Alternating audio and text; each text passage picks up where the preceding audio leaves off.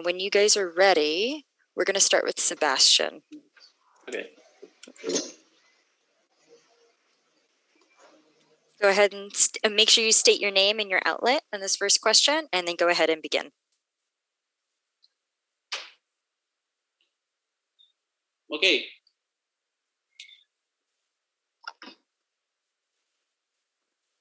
I'll go? Yeah, you can start right now. Okay. Well, hi. How are you, April? I'm very good. How are you? Fine. I'm Sebastian from RedGol in Chile. Well, my first question, after what happened with Calder, now your character will have more responsibilities leading the team. How Rita is going to deal with this new position and her own traumas this season? Right. Sadly, I think they all intervene into one ball. I think Rita, I think she's so heartbroken over Niles Calder.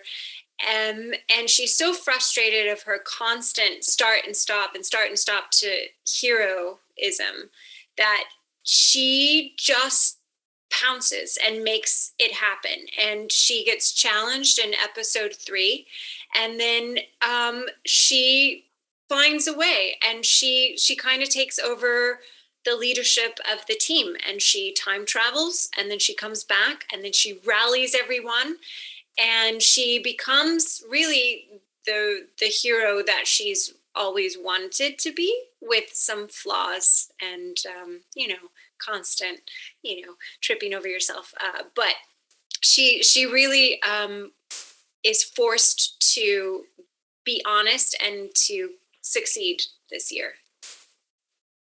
Good, thank you. Jorge? Hi, April. Hi. This is Jorge from Mexico City. Well, my question is, in the past, audience or comic book readers only felt related to the great heroes. Now we feel more related to the anti-heroes, to the vigilantes acting in the underground like Doom Patrol. How your perspective on superheroes has changed in your work as Elastigirl? Yes. I think you're right. I think I also wasn't really super attracted to the shiny superhero. I just was like, how great for them.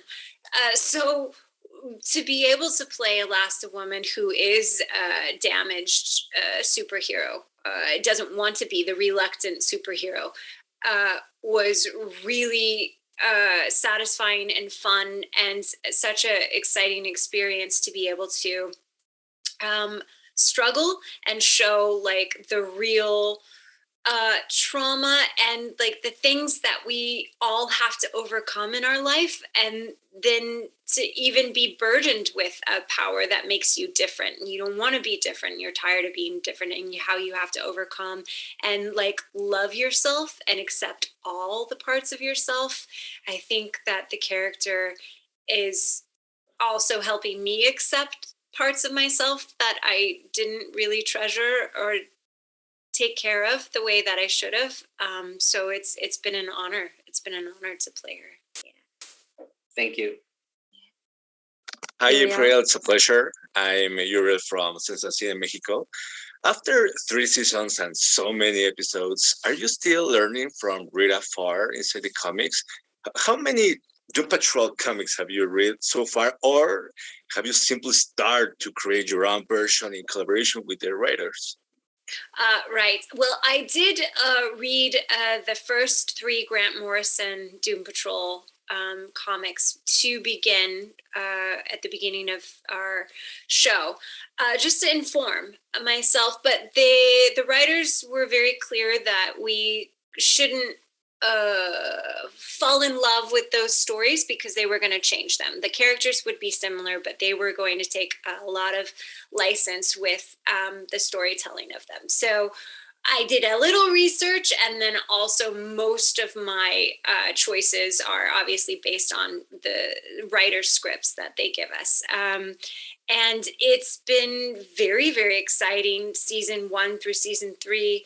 I think the character has just really come a long way. You see Rita as a very atrophied, damaged person. And throughout these 3 seasons, you get to see her grow, accept help from these other wounded, traumatized creatures, and kind of form a family, a dysfunctional family that it's just fun to watch. Gabriel? April, I'm Gabriel from Jovem Nerd Brazil. How are you doing? Hi, good. How are you? I'm fine. So, Doom Patrol is a superhero show, but in the season 3, there will be zombies, dance, and butts with teeth. So, can you tell us what was your favorite moment in this new season? Oh my gosh, my favorite moment in this new season. It's a hard moment. There's lots of favorite moments. Okay, one of my favorite moments is the dancing, because Cyborg has just told them that they've got to follow through with the Brotherhood of Evil. Like, something's weird. There's the Brotherhood of Evil here. Why aren't we doing anything? And then Crazy Jane is like, we're not a superhero team. And then everyone's like sad, and they're drinking their drinks. And then all of a sudden, Kay, who is Crazy Jane's, protected child inside of her, this music starts to play. And so Kay starts to dance. And then all of a sudden, Crazy Jane starts to dance. And then she adds like this life, and then we see her dancing. So then Robot Man comes, and then Rita comes, and we all like start dancing together. And it's this very unifying, beautiful moment that reminds you, like, no matter how dysfunctional we are and how much we're trying not to be superheroes, we're really connected and we really love each other. And it was just beautiful. That's one of my favorites. Thank you. Yeah. Okay. Hi, April. How are you? Good. How are you? I'm doing fine. Thanks for asking. And thank you so much for your time. Now, I want to ask you, nowadays, there are many shows about like superheroes and everything. And I want to ask you, what makes Doom Patrol different from the rest of the shows? Right. So I think Doom Patrol is different from the rest of the shows. One, because we're not like the shiny superhero team. We're a very dysfunctional group of people who don't want their powers. Like, we don't want to do this. We just want to be normal and accepted into society. And so you have to follow like the journey of us healing our past traumas in order to accept the gifts that we were given, even though we don't want them. And in our show, we talk about, mental health issues and addiction and multiple personality disorder. And we do it in such a emotionally connected way. We're very grounded about it. But then on top of that, we add the humor of the super powers and being a superhero. So you've got like this balance of like heartbreak and real trauma, and then you balance it out with like the comedic moments of life that you need to make the story real. Like with every trauma, there's like a hilarious moment. So I think we combine the two, and then I think like people can relate a lot to the story of just trying to become a fully functioning, healthy person. Okay, thank you. Hi, I'm Javier from Perfil, Argentina. I wanted to ask you, it's been now 3 seasons with Doom Patrol.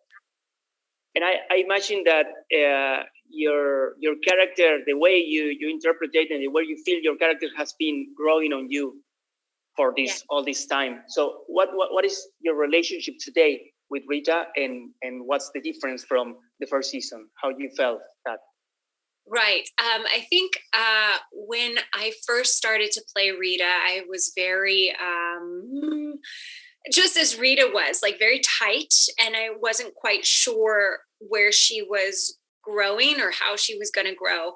And I kind of just like got a little bit into that mind frame of like being tight and protected, although vulnerable.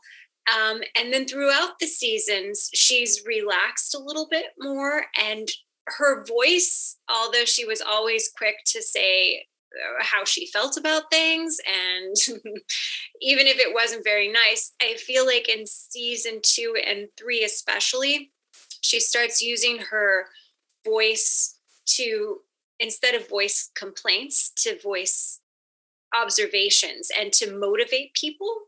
And I feel like that has kind of come into my life a little bit, is that Rita is like a strong woman, in my opinion, who says what she means. And I really kind of took that for myself a little bit. And she gave me permission to kind of be clear about what I wanted, because I can kind of dance around it and I can be very girly about things. But to have a character like Rita, like this damaged woman who doesn't have anything to lose, I kind of was like, oh, I can also speak clearly and freely, even though, you know, I'm not going to hurt anybody. But it was just like this nice part of her to inhabit for my takeaway. That was what I took away.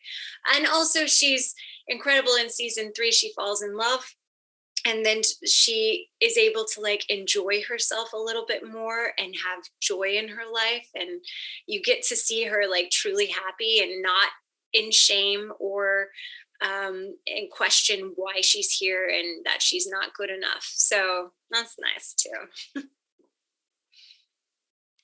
Hi, April. I'm Vicky from Spoiler Time. I wanted to ask you, because one of the things I love the most about Rita is her relationship with Larry. I want to know how did you build that relationship with Matt Bomer and everything? Yeah. Oh my gosh. I love their relationship so much. So how did we build the relationship? Well, luckily, Matt Bomer is the sweetest, most amazing person you would ever want to meet in your entire life. It's ridiculous how kind he is. I'm like, what is going on? And then also the person inside the suit, his name is also Matt. His name is Matt Zook. And so he's an incredibly talented actor. So the casting was amazing. We just got to be comfortable with each other. We just took the time. What is our relationship? And the relationship kind of is like a brother and sister, or like the odd couple a little bit, like where you're like annoyed at the person, but you're family. So you like can talk to them freely and you expect their support. So it's just like, it was just so much fun to like actually take the time and like become one. And I think that the writing influenced it a lot too. Like I wouldn't expect that to be our relationship, but because we were the first Doomies and we have such a long history, we just became like an old married couple. Thank you. All right, we'll start back at the top of the list with Sebastian. Okay, I'll go. So at long last, we will have a main female villain against the Doom Patrol with Michelle Gomez, Madame Rouge. How dangerous is that for the team? I would say it's very dangerous because here's this, she doesn't have her memory. So she comes in like she owns the place and we're like, what is going on? And we want her out and she won't leave. And we're a little confused because our leader has just gone away. So now this new woman comes in. We don't have a leader to tell us how to get rid of her. So all these crazy things ensue.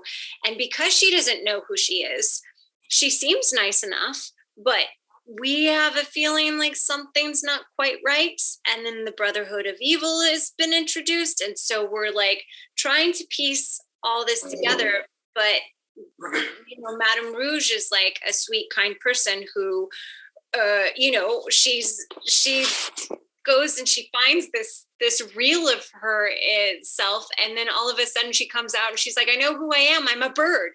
And we're like, what is going on? So she's dangerous only because we don't really know who she is. Nice. Thank you. Thank you. Okay. Well, April, I believe Doom Patrol and Teen Titans are the peak of the DC TV shows and, well, part of the superheroes productions. How would you like to respond to all the filmmakers who criticize the genre? Because I feel sometimes they speak in blindness because, well, superheroes have been there for more than 80 years, I mean. Right. I feel like they haven't seen our show. I feel like our show is so different. Like, I feel like we break the laws of what a superhero show is. And so also our show is so psychedelic and strange and fun. And not to mention, like, we have such a grounded emotionality, and our show is about healing past traumas, sprinkled with insanity of, zombie butts, so there's like, I just don't think it's ever been done before. So yeah. Haters gonna hate, but there's nothing to hate over here. Okay, thank you. April, you have participated as Rita in other productions such as Titans or DC Legends of Tomorrow. And right now, there are a number of series based on DC comic superheroes coming up. What other series would you like to see Elastic Woman join? Even think about the big screen. Why not? Oh, yeah. Why? The big screen. I love the big screen. Well, what would I like to see Elastic Woman join? Oh, that's a good question. I love the DC universe. What could I go into a Joker movie? That would be fun. Okay. See Elastic Woman and the Joker together. Ooh, that would be fireworks. Let's see. I also, we have the Dead Boys Detective Agency is kind of introduced into our show this year, and that would be a cool show to go explore because those boys are so strange and fun. So those are my two options. Okay, thank you so much. Thank you. April, if Rita was a villain and not a hero, do you think that she would join some group like the Brotherhood of Evil or the Sisterhood of Dada? And if yes, which one and why? I think that she would. Wow, what would she do? I think she would join the Sisterhood of Dada because I think she loves to be around women. And I also feel like even though she would be evil, she would want to have like a little zany and a little fun. I think the Brotherhood of Evil can get a little too serious sometimes, a little heavy over there, a little like, revenge driven. And I feel like Sisterhood of Dada would be just like a bit of a fun, mischievous choice for her, a bit lighter, a bit of a party. So yeah, Dada. Thank you. Mm-hmm. Okay, so I want to ask you, I know that you've been playing Elastigirl for a long time now. So do you remember how you prepared the character for Doom Patrol? Yeah. So I got the Grant Morrison comic books, and then also I watched because Rita's so specific and she's this 50s movie star trapped in this world that doesn't exist anymore. I watched a lot of Bette Davis movies, and I watched Katharine Hepburn movies, all these great old movies to get the cadence in which she speaks and like her movements. And then what was great is that our costume department was very specific in how they costumed Rita in these 50s outfits. And we also, because Rita's protoplasm, and when she gets stressed, she blobs out, I was wearing like a corset and like very tight pantyhose and stuff because that helped the character be a little stiff in the beginning when she couldn't like trust herself to just relax. Like she was very held in by her clothes. And so that was part of the process as well. Oh no. Well, we know what happened at the end of last season when, because of COVID, you have to abruptly close and end the show. And a lot of shows has to adapt their storyline or their way of working due to protocol and COVID. How did it affect the pandemic to the production of the show and the storyline? Right. So we were 3 days away from finishing our season and we had to shut down. So that was a bit of a heartbreak, but they took, what did they do? They took pieces, just gentle pieces of our finale, and they changed episode 9. So they changed episode 9 and they cut a little bit and they put it into, so episode 9, season 2, the final episode. And then they took this 10th episode that we had almost finished and they rearranged it a bit, and then they added a few other things and peppered in, and now that's our season 3 episode 1 success story. So when you watch season 3 episode 1, it kind of feels like a finale because it's a very intense beginning and there's a lot of things that happen and that are wrapped up, and there's like planes and all of Jane's personalities come out to show up to fight for her to get to the get out of the underground.